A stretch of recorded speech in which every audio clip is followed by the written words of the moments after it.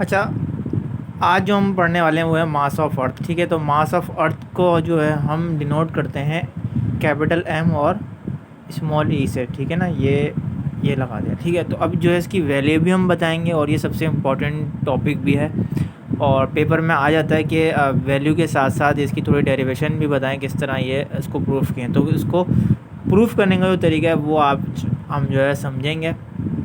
तो देखें भाई, पहले चीज़ हम किस तरह लिखेंगे, हम लिखेंगे consider a body which mass M place at a surface of the earth as shown in the figure.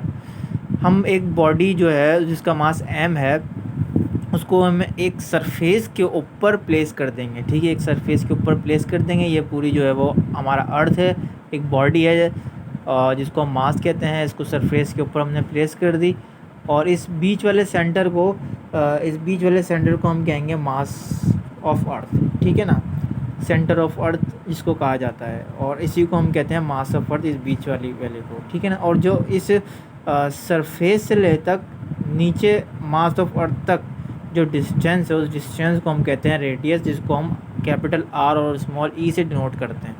ठीक है, यहाँ तक बात समझ में आ गई। अब आगे क्या लिखना है, आगे लिखना है भाई आपको applying the Newton's gravitation law on mass and earth system. इस मार्थ और अर्थ सिस्टम के ऊपर हम जो है वो एक न्यूटन्स ग्रेविटेशन लॉ जो हमने पिछली वीडियो में डिस्कस किया था वो लॉ हम इस पर अप्लाई करने जा रहे हैं। तो उस लॉ के मुताबिक इसका फॉर्मूला ये होता है, ये आपको याद रखना पड़ेगा। ठीक है, ये इक्वेशन नंबर 1 पे हमने नाम दे दिया और जैसे कि उसका फॉर्मूला ये था ना, G F equal to G M1 M2। ठीक है, तो हमने यहाँ क्या किया, M1 की जगह M रख दिया सिंपल और M2 की जगह हमने मास ऑफ अर्थ ले लिया इसको। ठीक है ना, और नीचे क्या था, आर स्क्वायर था, तो आर स्क्वायर की जगह हमने यहाँ पर आर ई स्क्वायर ले लिया। ठीक हो गया। अब देखें यहाँ पर जो है the earth attracts the body of its centre is called weight. Weight की डेफिनेशन है बेसिकली, वेट जो भी होता है वो आप जो है वो फोर्स को भी कह सकते हैं एक तरह से। कैसे देखें, अगर आपका वेट है उसका फॉर्मूला क्या होता है, mg होता है। ठीक है ना, तो जो mg होता है उसी को हम कहते हैं वेट, उसका शॉर्ट फार्मूला है और इसकी डेफिनेशन यही है। ये लिखना ज़रूरी है लेकिन आप इसको डेरिवेशन में लिखेंगे लाजमी।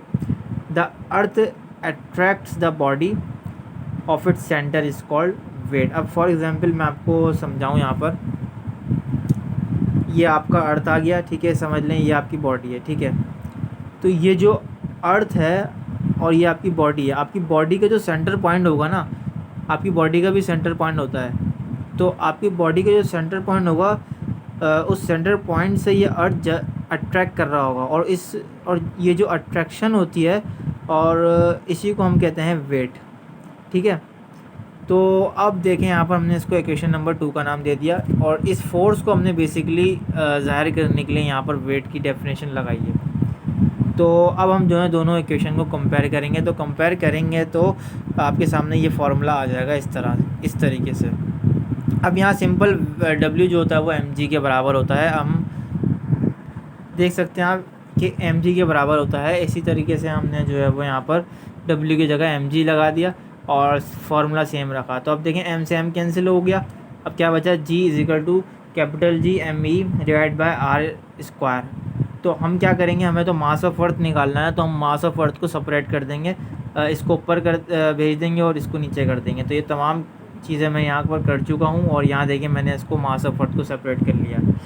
तो अब देखें भैया हम क्या करने वाले हैं, हम जो है वो हमें जी की वैल्यू भी पता होती है 9.8। हमें जो है वो कैपिटल जी की हमने पिछली वीडियो में मालूम कर ली क्या होती है, यूनिवर्सल कांस्टेंट, और हमें रेडियस की भी मालूम है। तो हम क्या करेंगे, इन तमाम वैल्यूज़ को जो है वो पुट कर देंगे। अब यहाँ नीचे मैं आपको वैल्यूज़ भी दिखाता चलूँ कि मैंने यहाँ लिखा है putting the all values in this formula.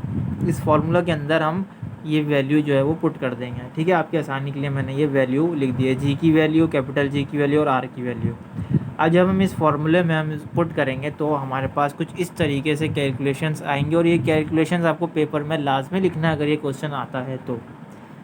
ये आप देखें कि सारी पुट कर ली आपने। अब जो कैलकुलेशन आपने पूरी कर ली तो यहाँ पर आपके पास एक फ़ाइनल वैल्यू आएगी जो है मास ऑफ अर्थ की वैल्यू, वो है 5.89 एक्सपोनेंट 24। ठीक है ना, तो ये आपके पास पूरी प्रूफ हो गया है। और यही जो है वो आप मज़ीद जो न्यूमेरिकल्स करेंगे उसमें जो है वो ये कैलकुलेशंस के लिए मास ऑफ अर्थ की यही वैल्यू लगाएंगे।